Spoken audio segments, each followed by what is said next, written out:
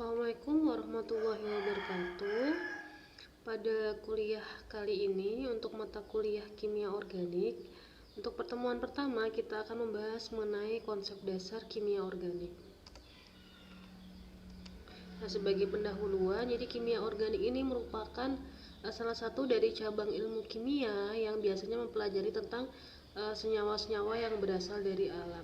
Nah, kenapa kita penting untuk mempelajari kimia organik? Karena kimia organik ini merupakan penyusun utama makhluk hidup. Jadi penyusun utama makhluk hidup itu misalnya di dalam tubuh kita itu ada karbohidrat, kemudian protein, asam nukleat, lemak, enzim, hormon, dan lain-lain. Nah, kimia organik juga ini digunakan dalam berbagai bidang seperti bidang farmasi, kemudian mikrobiologi, kemudian kedokteran, pertanian, hingga ke biokimia. Nah, ini salah satu contoh dari pemanfaatan kimia organik di bidang farmasi ya. Ada beberapa struktur obat. Di sini ada acetaminophen, kemudian selekosip, sama amoxicillin. Nah, nanti kita akan lebih jauh mempelajari hubungan antara si struktur dari senyawa-senyawa organik ini, kemudian dihubungkan lagi dengan sifatnya, kemudian dihubungkan lagi sebagai gugus mana yang bersifat aktif sebagai obatnya. Nah, untuk perkembangan kimia organik sendiri, jadi ini dimulai pada awal tahun 1700-an ya. Jadi di sini kimia organiknya dikenal sebagai ilmu yang mempelajari benda-benda hidup. Jadi senyawa-senyawa yang diperoleh dari benda hidup itu bisa dari hewan, tumbuhan, dan manusia itu sangat mudah terdegradasi atau terdekomposisi atau terurai menjadi mineral-mineral. Kemudian dari awal pendapat ini, dari awal penemuan bahwa kimia organik ini mempelajari senyawa benda hidup, maka dikemukakan lagi sama si Torben Bergman ini. Jadi dia mengemukakan perbedaan antara senyawa organik dan senyawa anorganik. Jadi kalau dikemukakan oleh dia ini, kalau senyawa organik ini pada saat ini diyakini mempunyai vital force atau daya vital yang merupakan ciri khas dari senyawa yang berasal dari makhluk hidup. Ini dia intinya adalah bahwasanya senyawa organik itu tidak bisa disintesis di laboratorium seperti senyawa anorganik. Nah, ini ada perbedaan dari senyawa organik dan senyawa organik ya. Kalau organik ini reaksinya berjalan lambat, kemudian kalau anorganik ini reaksinya cenderung lebih cepat. Kemudian kalau organik ini titik didih dan titik lelehnya lebih rendah. Kalau anorganik ini titik didih dan titik lelehnya lebih tinggi. Hal ini disebabkan oleh kekuatan ikatan ya. Kalau di senyawa organik biasanya dia umumnya bentuk ikatannya itu kovalen. Kemudian kalau di anorganik ini bentuk ikatnya ionik sehingga dia lebih kuat, sehingga titik didih dan titik lelehnya juga lebih tinggi. Kemudian kalau organik ini mudah terurai dengan pemanasan, tapi kalau anorganik lebih stabil dengan pemanasan. Karena untuk senyawa organik ini kebanyakan itu bentuknya gas dan larutan atau cairan. Ada beberapa yang bentuknya padatan juga sih. Cuman kalau anorganik ini lebih banyak yang bentuknya padatan dan kristal. Jadi kalau dia stabil di dalam pemanasan. Kemudian kalau organik ini molekulnya dapat membentuk isomer. Anorganik molekulnya tidak dapat membentuk isomer. Nanti untuk isomer ini akan kita bahas lebih lanjut. Kemudian untuk organik ini mudah larut dalam pelarut nonpolar dan kurang larut dalam air atau pelarut polar. Karena sifat dari senyawa organik ini kurang polar ya dibandingkan dengan senyawa anorganik yang bersifat polar. Nah, pada tahun 1816 ini tadi pada pernyataan sebelumnya kalau misalnya senyawa organik itu ada istilah vital force. Di sini dia mulai ditemukannya sabun ya. Jadi ini sabun ini suatu senyawa anorganik yang dapat dibuat dari hasil reaksi antara lemak hewani yang merupakan senyawa organik dengan basa. Nih ya, di sini ya lemak hewani, kemudian dikatalis dengan basa di dalam air, dia akan membentuk sabun ditambah dengan gliserin. Nah, ini sabunnya dalam keadaan asam, dia akan menjadi asam lemak lagi. Kemudian pada tahun 1828 Wohler ini mengemukakan bahwa urea itu suatu senyawa organik yang sebelumnya ditemukan dalam urin manusia itu ternyata dapat disintesis dari senyawa anorganik amonium cyanat. Jadi kedua hal ini melemahkan pernyataan sebelumnya yang menyatakan bahwasanya senyawa organik itu tidak dapat disintesis di dalam laboratorium. Kemudian kalau kita belajar tentang senyawa organik itu pasti ada hubungannya dengan atom karbon, karena sebagian besar senyawa organik hampir seluruhnya itu mengandung atom karbon, walaupun nggak semuanya karbon gitu, tapi unsur utamanya itu pasti karbon. Kemudian nanti ditambah lagi dengan seperti hidrogen, kemudian nitrogen, oksigen, tetapi yang paling besar itu adalah karbonnya. Jadi kita akan membahas lebih rinci tentang karbon. Jadi atom karbon ini punya nomor atom 6 dengan 4 elektron valensi ya. Dan keempat elektron valensi ini itu dapat membentuk pasangan elektron bersama dengan atom lain untuk membentuk ikatan kovalen. Jadi si atom karbon ini nomor atomnya 6. Kemudian kalau kita konfigurasikan itu bisa membentuk, atau dia punya 4 elektron valensi yang 4-4-nya itu bisa berikatan dengan unsur lain. Nah ini ya, yang ini. Kemudian karbon ini berasal dari bahasa Latin karbo yang artinya batu bara. Nah jumlah ikatan, jadi kalau tadi si karbon ini punya 4 elektron valensi yang masing-masing ini bisa digunakan untuk berikatan. Di sini kita lihat contohnya di sini untuk jumlah ikatannya itu bisa ikatan tunggal, kemudian ikatan rangkap 2 ataupun ikatan rangkap 3. Karena dia punya 4 ya. Di sini kalau misalnya ikatan tunggal itu yaitu ikatan antara atom-atom karbon dengan satu tangan, ikatan atau sepasang elektron ikatan, contohnya dengan C dengan H ini. Jadi satu ikatan tunggal. C dengan C juga termasuk ikatan tunggal. Kemudian kalau ikatan rangkap 2 itu terdapat antara atom-atom karbon dengan dua tangan ikatan yang ini ya. Ini C dengan C dia rangkap. Jadi di sini elektron dari C ada dua elektron C dari karbon dari sini, kemudian berikatan lagi sama si dua elektron dari sini. Jadi bentuk ikatannya kovalen, dia sharing ya, sharing. Jadi dua di sini gitu. Kemudian yang ini bisa juga membentuk rangkap 3 atau ganda 3. Ini antara atom karbon dengan karbon juga. Jadi di sini kan dia punya 4 tangan nih ya. Ini 1, kemudian 2, 3, 4, yang sebelah sini juga 1, 2, 3, sini 4. Jadi yang ini sama masing-masing sharing elektronnya 3 elektron sehingga dia bisa membentuk ikatan rangkap 3. Kemudian untuk bentuk rantai, jadi ada dua, yang bentuk rantai ada rantai terbuka atau alifatis namanya, ada juga rantai tertutup atau siklik. Jadi bedanya adalah lihatin rantai terbuka, ini yang seperti ini namanya rantai terbuka ya. Nih, yang ujung-ujung karbonnya tidak saling berhubungan. Jadi ini biasanya kalau yang ini nanti bisa diikat, C-nya berikatan sama di sini bisa hidrogen, kemudian bisa halida, kemudian bisa C lagi di sini gitu. Jadi tapi bentuknya rantai terbuka. Jadi tidak saling berhubungan. Kemudian rantai tertutup atau siklik itu terdapat pertemuan di ujung-ujungnya. Kalau pada saat ini kan terbuka semua ya, tapi kalau siklik ini lihatin ada ujung ketemu sama ujung-ujungnya. Jadi contohnya ini kalau misalnya membentuk rantai siklik ya, jadi bentuk struktur bangunnya seperti ini. Kemudian kalau kita siklikan bentuknya seperti ini. Ini contoh senyawa aromatis ya, yang ini benzen. Ini boleh juga dikasih garis di sini. Ini bulatan di tengah ini untuk menyatakan kalau misalnya si elektron pada C-nya bisa terdelokalisasi. Jadi dia digambar bulatan gini. Tuh. Nah untuk posisi atom karbon dalam rantai karbon itu ada 4 posisinya. Ada atom karbon primer, kemudian atom karbon sekunder, atom karbon tersier, dan terakhir atom karbon kuarter. Kita perhatikan gambar yang di sebelah sini, ini untuk strukturnya ya. Ada tanda 1 derajat ini. Kemudian 2 derajat, 3 derajat. Kita lihat perbedaannya. Untuk yang pertama, untuk yang 1 derajat ini atau primer ya, kita sebutnya atom karbon primer. Di sini atom C itu mengikat 3 atom H dan 1 atom C, atau rantai karbon hanya mengikat secara langsung 1 atom karbon yang lain. Jadi ini ya, 1 C ke C cuma 1 bentuk ikatannya, C sama C nya, yang lainnya dia membantu mengikat H. Jadi cuma 1 yang ikatan C sama C, yang lainnya ikatannya dengan CH3. Ini kalau yang primer.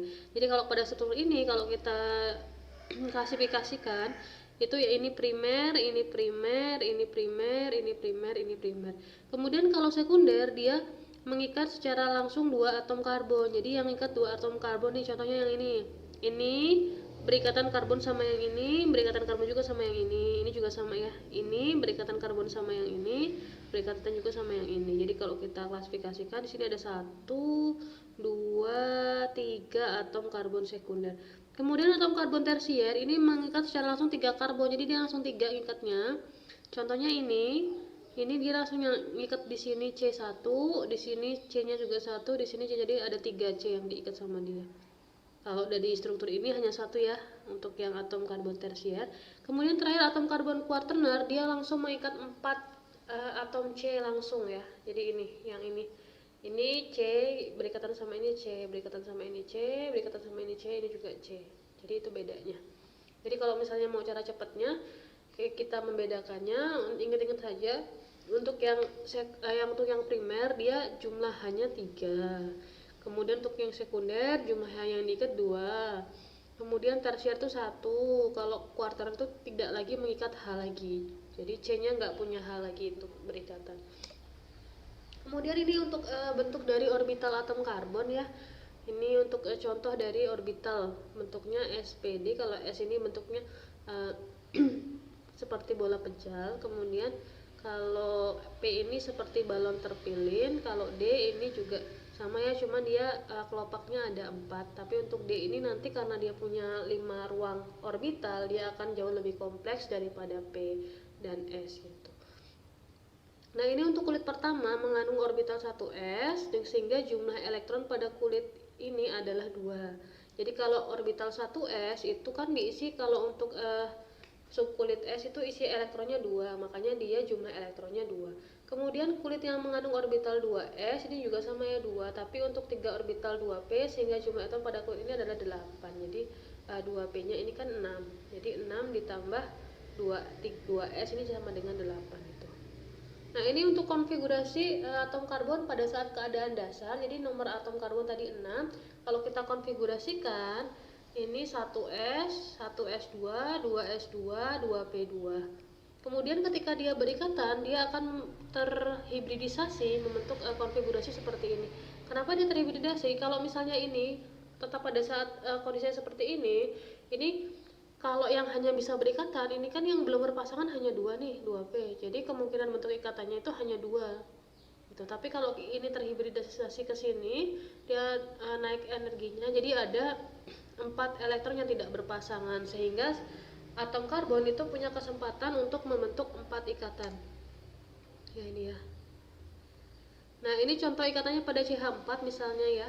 Pada CH4, jadi ini 4 atom ini yang sekonfigurasi elektron karbon setelah terhibridisasi. Jadi nanti ini 2s dan 2p, ini kan masing-masing elektronnya tunggal. Dia akan berikatan dengan si atom H yang punya 1 juga. Jadi nanti dia akan mengisi di setiap hybrid dengan 2s, kemudian hybrid juga dengan 2px, 2py dan 2pz. Jadi dia masing-masing akan membentuk 4 ikatan. Jadi ini ya, C-nya membentuk 4 ikatan. Karena dia hybridnya S-nya 1, P-nya 3, jadi bentuknya sp3. Untuk CH4 sendiri ini bentuknya tetrahedral. Jadi tetrahedral itu dan dengan panjang ikatan sekitar 1,09 Armstrong. Kemudian energi disosiasi ikatannya itu 104 kilokalori per mol, dan sudut ikatannya adalah 109,5 derajat. Jadi untuk kita ingat-ingat kembali untuk bentuk molekul di kuliah kita kimia dasar ya. Jadi posisinya dia akan saling menjauhi ya. Jadi ini bentuk maksimumnya ketika dia saling menjauhi itu tetrahedral. Kemudian untuk hibridisasi sp, ini contohnya pada pembentukan ikatan pada etena ya, yang ini. Jadi ini kalau misalnya karbon sp3 ini bentuknya seperti ini. Kemudian kalau ikatan sp3 dengan sp3 ini bentuknya seperti ini pada etana. Ini sama ya, ini sp3. Kemudian kalau pada etena yang ikatan rangkap 2, ini terdapat ikatan rangkap di antara karbonnya. Atom karbon tidak menggunakan orbital S dan P untuk berikatan, tetapi menggunakan orbital baru yang mempunyai tingkat energi yang setara untuk pembentukan segitiga planar. Jadi dia tidak menggunakan orbital S dan P lagi, tapi membentuk orbital baru ikatannya yang ini. Ini contoh dari hibridisasi sp2. Jadi dia kalau sp2 lihatin ini bentuk ikatannya rangkap 2 itu jadinya. Nah, kemudian ini kondisi pada saat karbon tereksitasi sama kayak tadi ya, ini yang ini. Kemudian kalau misalnya dihibridisasi sp, yang ini jadinya. Jadi di 2s-nya kemudian terhibridisasi, dia jadi tingkat energinya yang P-nya ini kan harusnya sejajar.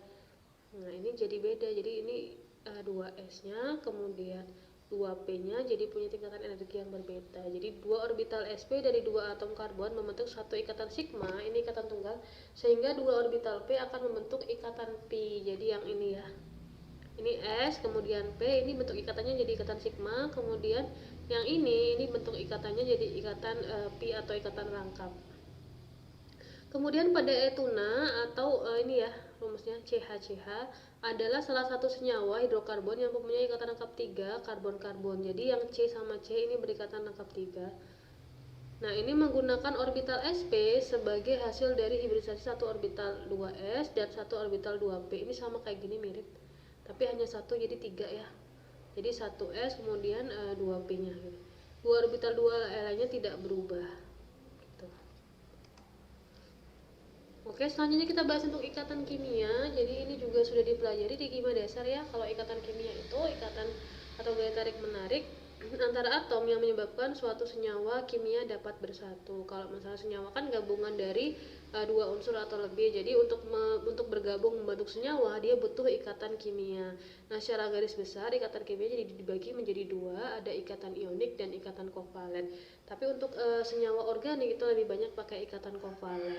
Kenapa harus berikatan? Karena atom-atom ini mempunyai kecenderungan untuk konfigurasinya itu pengen seperti gas mulia yang ada di golongan 8A dalam sistem periodik ya. Kalau kita lihat di dalam tabel periodik itu unsur golongan 8A atau yang paling kanan itu yang paling stabil. Jadi semua unsur itu pengennya ikutnya konfigurasi dari gas mulia, yaitu kalau di gas mulia itu dia aturannya adalah jumlah elektron valensinya itu harus sama dengan 8 atau oktet, atau kalau tidak 2 atau duplet. Hanya helium yang 2, yang lainnya semuanya 8. Kemudian ini sebagai contoh unsur-unsur golongan 1A atau logam alkali yang sebelah kiri, yang paling kiri itu logam alkali. Ini punya konfigurasi elektron terluar. Nah, unsur-unsur pada golongan ini itu memiliki kecenderungan untuk membentuk kation. Jadi dia melepaskan satu elektron untuk membentuk konfigurasi seperti gas mulia. Sedangkan unsur-unsur pada golongan 7A ini yang sebelahan sama gas mulia ya, ini kecenderungannya untuk membentuk anion dengan cara menerima satu elektron. Jadi kalau misalnya 1A dengan 7A berikatan itu ikatannya ionik. Jadi masing-masing yang ini melepaskan satu untuk yang 1A, yang ini menerima satu. Jadi sama-sama diuntungkan ya, ada yang melepas, ada yang menerima. Ini contoh untuk ikatan kimia untuk jenisnya ionik. Itu kation anion. Nah, ini sebagai contoh, itu contoh dari ikatan kimia ionik adalah NaCl. Jadi Na ini pada golongan 1A, kemudian ini melepaskan satu elektron, sedangkan Cl ini pada golongan 7A ini menerima satu elektron. Jadi ini yang melepaskan, ini yang menerima. Jadi masing-masing itu akan mengikuti konfigurasi gas mulia sehingga dia menjadi stabil. Tapi kalau misalnya atom-atom dengan keelektronegatifannya sama atau hampir sama bentuk ikatan kovalen nonpolar. Ya, kalau ini untuk non-valen kovalen ya. Jadi ini kalau kovalen itu sebenarnya ada dua, ada kovalen polar dengan kovalen non-polar. Kalau kita belajar lagi di kimia dasar itu ikatan kovalen itu ikatan yang terjadi karena adanya sharing. Jadi sharing elektron. Jadi mereka memakai bersama-sama pasangan elektron. Boleh dari satu unsur saja atau satu atom saja, atau boleh dari dua-duanya nyumbang gitu. Tapi kalau misalnya atom-atom dengan keelektronegatifan yang sama, artinya dia bergolongan, ada di golongan yang sama, kemudian bisa juga golongannya deket kayak 4 dan 5, kemudian 5 dan 6 dan 7 gitu. Itu akan membentuk kovalen nonpolar gitu. Tapi kalau misalnya perbedaan keelektronegatifannya besar, dia akan membentuk ikatan kovalen polar gitu. Nah, untuk ikatan kovalen nonpolar itu contohnya ada H2, N2, CH4 dan C2H6. Kalau yang polar ini nanti distribusi elektronnya tidak merata kan, jadi nanti akan ada dilambangkan ya untuk muatan parsial positif sama muatan parsial negatif. Jadi biasanya parsial positif ini unsur-unsur yang punya kecenderungan untuk melepaskan elektron nih yang ada di sebelah kiri, biasanya bentuknya parsial positif. Kemudian unsur-unsur yang ada di sebelah kanan dalam tabel periodik unsur itu cenderung menerima elektron, dia sebutnya parsial negatif. Kalau dalam ikatan kovalen polar itu biasanya kan, kalau kovalen itu kan hanya terjadi pada unsur yang non logam ya. Jadi non logam dengan non logam itu bentuknya ikatan kovalen. Kalau non logam dengan logam itu bentuknya ikatan ionik. Jadi ini partial positif bukan berarti dia punya kecenderungan untuk membentuk kation gitu. Jadi dia ini melambangkan dia kemudahan dia untuk melepaskan elektron tapi sharing gitu dalam pembentukan ikatan kovalen polar. Jadi biasanya elektronegatifan itu nanti ditentukan ya. Ada nilainya. Jadi kita bisa cek nih yang beda ke elektronegatifannya besar itu dia kovalen polar gitu. Kemudian dari uraian tadi yang sudah kita bahas bersama itu diketahui kalau ikatan ion itu dihasilkan dari perpindahan elektron dari satu atom ke atom lain, atau kalau di ikatan ionik itu ada yang melepaskan, ada yang menerima. Tapi kalau ikatan kovalen itu dihasilkan dari penggunaan bersama sepasang elektron oleh dua atom. Nah, atom ini memindahkan atau membuat pasangan elektron itu untuk mencapai konfigurasi gas mulia yang di awal tadi ya. Jadi semua atom itu maunya stabil, dan stabilnya itu adalah mengikuti dari konfigurasi gas mulia. Kemudian untuk konfigurasi gas mulia dengan nomor valensi terakhir 8 ya, atau elektron kulit terluarnya 8 itu disebut sebagai aturan oktet. Nah, ini contoh lagi dari ikatan metana atau CH4 ya. Di sini digambarkan dengan, nah ini untuk struktur Lewis ya yang ini. Jadi Lewis ini menggambarkan ikatan kovalen ini untuk menyatakan elektronnya. Jadi kalau ini kan tadi karbon itu punya 4 tangan ya, punya 4 elektron valensi. Jadi kalau kita sebarkan ini, kemudian hidrogen itu nomor atomnya 1 ya, jadi punya 1 elektron valensi kalau berikatan. Di sini dia sharingnya, jadi 1 dari atom karbon, 1 dari hidrogen. Kemudian kalau kita lihat ini hidrogen jadi punya sepasang elektron atau nomor valensinya jadi 2. Kemudian karbon itu jadi punya 1, 2, 3, 4, 5, 6, 7, 8 elektron. Jadi untuk ikatan ini sudah terpenuhi nih aturan kemauan mereka untuk stabil menurut teori Duplet. Nah, kemudian ada Kekulé. Jadi pada tahun 1859 dia menggambarkan tangan-tangan valensi Kekulé ini identik dengan ikatan kovalen. Jadi kalau tadi Lewis dengan titik, Kekulé ini dia menggambarkannya dengan satu ikatan itu segaris. Nih ya. Jadi satu ikatan segaris. Kalau misalnya ikatan tunggal satu garis, kalau ikatan rangkap jadi 2 garis gitu. Tadi makanya tadi pada saat penggambaran ikatan bentuknya seperti itu ya. Nah, pada struktur Kekulé pasangan elektron bebas pada kulit terluar dapat diabaikan. Jadi dia diabaikan. Ini untuk metana ya, tadi kalau tadi Lewis titik-titik dia langsung satu garis ini. Garis. Kemudian dia juga untuk molekul air atau H2O. Jadi ini pasangan elektron bebasnya yang diabaikan karena oksigen ini punya 6 elektron valensi sehingga dia punya 2 pasang elektron bebas di sini sebenarnya. Tapi ini diabaikan kalau untuk penulisan struktur dari Kekulé. Nah, selanjutnya untuk rumus kimia di dalam kimia organik itu sama ya, ada 2, ada rumus empiris sama rumus molekul. Kalau rumus empiris ini perbandingan jenis dan jumlah paling sederhana dari suatu atom atau perbandingannya ya. Ini diperoleh berdasarkan percobaan. Contohnya ini untuk benzen itu rumus molekulnya adalah C6H6. Ini kalau kita sederhanakan rasionya ini C-nya ada 6, H-nya ada 6. Kalau kita sederhanakan sama-sama dibagi 6 jadinya C-nya 1, H-nya 1, jadi CH. Jadi rumus empiris dari si benzen adalah CH. Tapi kalau misalnya rumus molekuler tetap C6H6. Kemudian yang ini namanya rumus struktur. Jadi kalau kita gambarkan benzennya jadi C6H6 ini bentuknya seperti ini ya.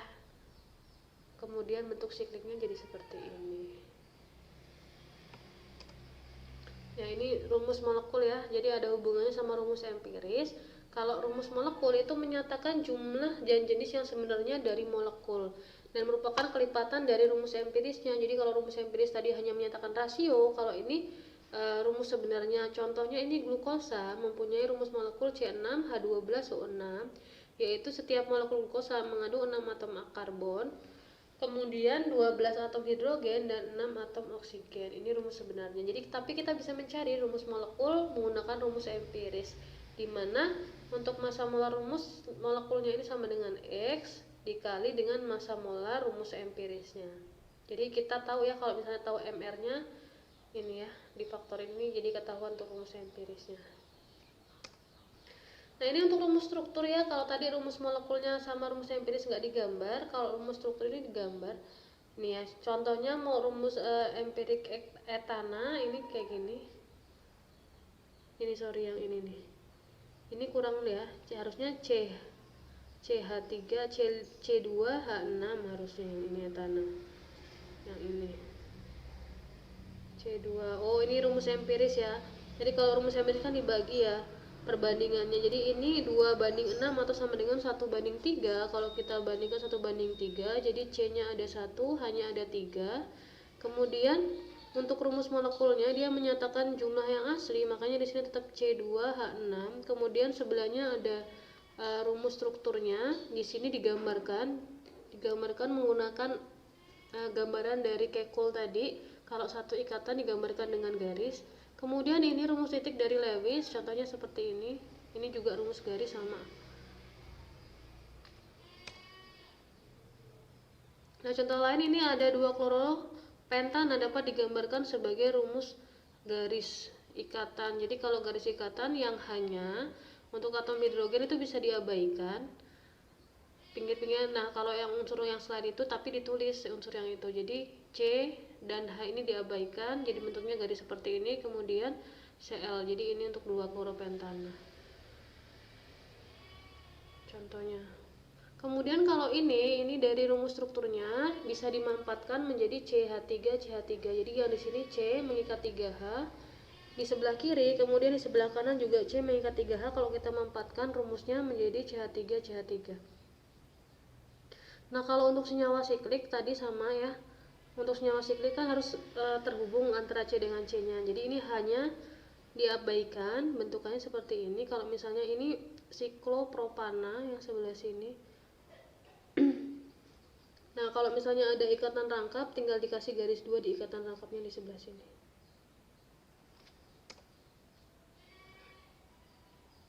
Baiklah, demikian untuk pembahasan kita kali ini. Silahkan mengerjakan latihannya. Saya tutup. Wassalamualaikum warahmatullahi wabarakatuh.